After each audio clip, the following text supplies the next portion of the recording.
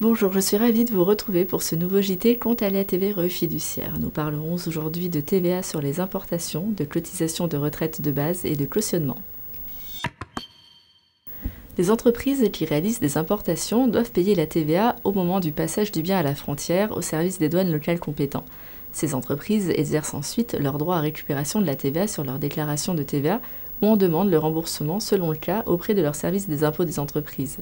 Pour les importations intervenant à compter du 1er janvier 2015, les entreprises assujetties titulaires d'un agrément à la procédure simplifiée de dédouanement avec domiciliation unique (PDU) pourraient sur option déclarer et déduire la TVA due à l'importation sur la même déclaration de TVA déposée auprès de leur service des impôts des entreprises. Les cotisations d'assurance vieillesse de base plafonnées et déplafonnées augmentent à nouveau au 1er janvier 2015. Les nouveaux taux de la cotisation de retraite de base plafonnée, calculés dans la limite du plafond de la sécurité sociale, sont portés à 6,85% pour la part salariale et à 8,50% pour la part patronale. Quant au taux de la cotisation de retraite de base déplafonnée, calculé sur la totalité de la rémunération, il reste fixé à 0,25% pour la part salariale et à 1,75% pour la part patronale. Cette hausse des taux est applicable aux cotisations dues sur les rémunérations versées à compter du 1er janvier 2015.